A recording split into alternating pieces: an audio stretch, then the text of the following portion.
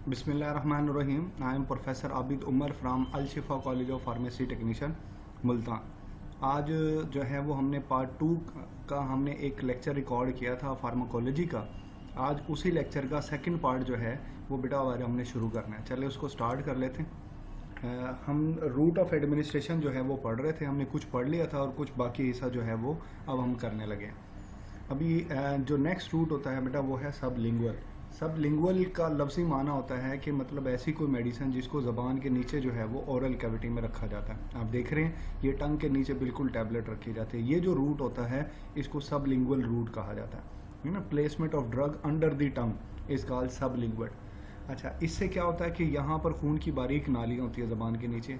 जब medicine Aahista Aahista saliva की मदद से मिक्स होती है और ये ब्लड वेसल्स में यहीं पर डिफ्यूज़ हो जाती है कुछ हद तक, तो इससे जो है वो फौरी तौर पर सिस्टमिक इफेक्ट जो है वो अचीव हो जाता है। बानिस्बतन ये कि मेडिसिन पहले जो है वो ओरल कैविटी से आपके स्टमक में जाती, देन इंटेस्टाइन में जाती और फिर इंटेस्टाइन से फिर वो ब्लड और टारगेट एरिया में पहुंचती, तो उसको खासा टाइम लग सकता है। तो इससे थोड़ा सा रैपिड इफेक्ट जो है वो इस रूट से जो है बेटा वो मिल जाता है।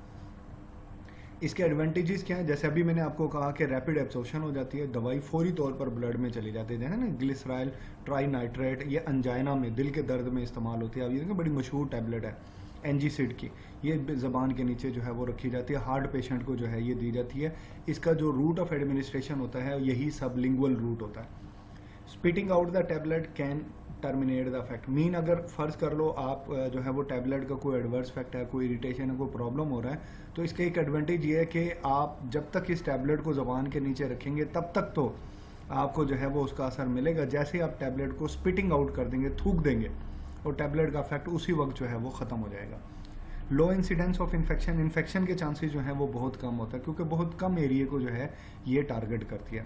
Avoidance of first pass metabolism, मैंने आपको कहा था कि फर्स्ट पास मेटाबॉलिज्म क्या होती है।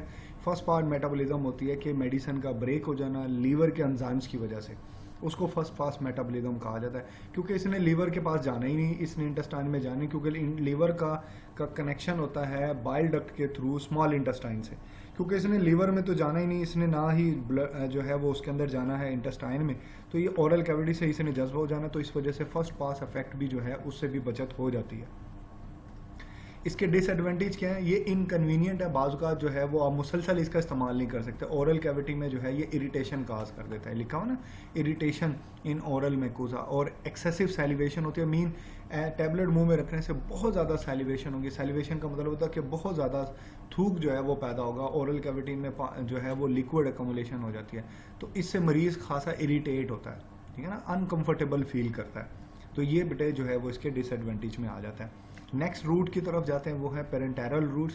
पेरेंटेरल रूट बड़ा सिंपल सा रूट है। ये ऐसा रूट होता है जिसमें आप इंजेक्शन इस्तेमाल करते हो। आया वो इंजेक्शन किस बहुत सारे एंगल से, बहुत सारे तरीक़ों से इंजेक्शन का इस्तेमाल किया जाता है। सिंपल इंजेक्शन का जो यूज़ होता है उसको पेरेंटेरल रूट जो है वो कहा जाता है।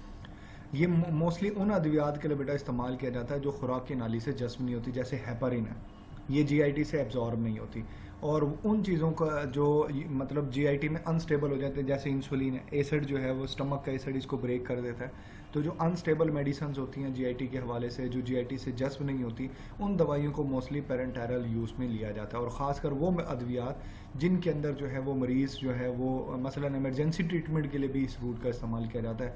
मरीज़ अगर अनकॉन्शियस है, मरीज़ अगर बेहोश है, तो तब भी आप इसी रूट का इस्तेमाल करते हो। मरीज़ अगर कोमे में चला गया है तो इसी रूट से उसको फूड भी प्रोवाइड की जाती है।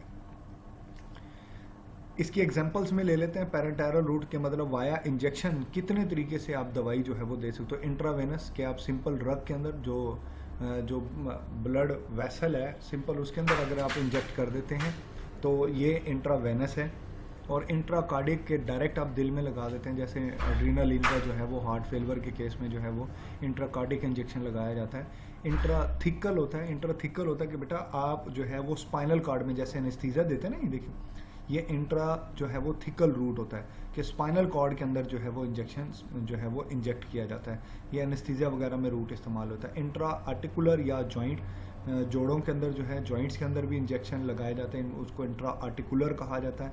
Intra bone marrow, bone marrow के अंदर, बोन मैरो हड्डी के अंदर जो है वो गुदा होता है, जो है खून बनता है जिससे इंट्रा बोन मैरो इंजेक्शन उसके लिए इस्तेमाल किया जाता है।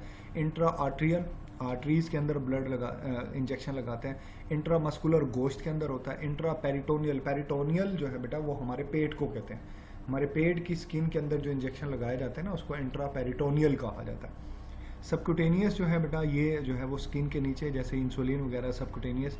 इंट्राडर्मल इंजेक्शन होता है। इनमें छोटा छोटा फ़र्क भी मैं आपको बता देता हूँ। देखें, जो इंट्राडर्मल होता है, जो स्किन की ना बेसिकली 3 लेयर होती हैं। पहले ऊपर वाली होती है एपिडर्मस, नीचे वाली होती है डर्मिस, सबसे नीचे वाली होती है जिसको एंडोडर्मिस या लेयर जो है वो कहा जाता है। इसमें फैट वगैरह होती है। तो डर्मिस लेयर के अंदर जो इंजेक्शन लगाया जाता है ना, मतलब ऊपर वाली लेयर से नीचे वाली लेयर में, ये बेसिकली स्किन के अंदर ही होता है, इसको इंट्राडर्मल कहा जाता है।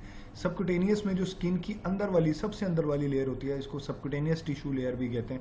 यूजुअली इसमें फैट, ये येलो कलर में आपको फैट्स दिखाई दे रहे हैं, ये लेयर होती है एंडोडर्मिस लेयर होती है। इसके अंदर ये सबक्यूटेनियस का इंजेक्शन लगाया जाता है। इसके नीचे ये मसल है, जो इंट्रामस्कुलर इंजेक्शन होता है वो मसल में लगाया जाता है। आप ये देख सकते हो ना, नीडल बिल्कुल सीधी आपको रखनी है तो ये मसल के अंदर जाएगी। इनके ये जो डर्मिस होती है बेटा, इसके अंदर खून की नालियाँ भी होती हैं। खून की नाली के अंदर लगा रहे हैं तो वो इंट्रावेनस है, ठीक है ना। आप अक्सर इंजेक्शन को पीछे खींच के देखते हो, अगर उसमें ब्लड आ जाता है तो पता लग जाता है कि वो इंट्रावेनस लग चुका है। अगर वो ब्लड नहीं आ रहा तो इसका मतलब वो स्किन की किसी और लेयर में जाके जो है वो उसका जो एंड पॉइंट है वो किसी और लेयर के अंदर एंटर हुआ है, ठीक है ना। आई होप आपको ये बातें समझ आ गई होंगी। इंट्रा पेरेंटरल रूट के क्या फ़ायदे होते हैं, इस रूट से क्या फ़ायदा होता है। देखो बेटा, drug get to the site of action more rapidly. आप बड़ी तेज़ी से, क्योंकि ब्लड में आपने ड्रग को पहुंचा दिया, बड़ी तेज़ी से जिस जगह पर उसको असर करना है ना वहाँ पर दवाई बड़ी आसानी से स्पीड के साथ मिल जाती है। तो एमरजेंसी केस में जो है वो आप इसका इस्तेमाल कर सकते हो, आपको फौरी इफेक्ट मिलेगा। Dose can be more accurately delivered. Dose देखें बेटा, अगर आपने जो है वो 1 ml का, 2 ml का या 5 ml का इंजेक्शन जो अगर आपने इंजेक्ट किया तो पूरी की पूरी मेडिसिन जो है वो ब्लड में एंटर हो जाती है। ओरल रूट में ऐसा नहीं होता था कि मतलब अगर आपने 500 मिलीग्राम की टैबलेट खाई है तो कुछ क्वांटिटी जीआईटी में रह जाती थी और बहुत थोड़ी क्वांटिटी ब्लड में पहुंचती थी, तो पूरी डोज नहीं पहुंचती। लेकिन इस रूट में ऐसा नहीं होता। इस रूट में पूरी की पूरी डोज जो है वो डिलीवर हो जाती है एक्यूरेटली। और जो है वो अद्वियात जो कि जीआईटी से, खुराक की नाली से जज्ब नहीं होती, वो अद्वियात भी जो है बेटा वो इस रूट से बड़ी आसानी से आप जो है वो दे सकते हो। डिसएडवांटेज क्या है, क्योंकि इसका इफेक्ट रैपिड होता है तो इस वजह से इसके एडवर्स इफेक्ट भी ज़्यादा होंगे। मुज़र असरात जो है वो बहुत जल्दी आपको जो है वो फील होना शुरू हो जाएंगे।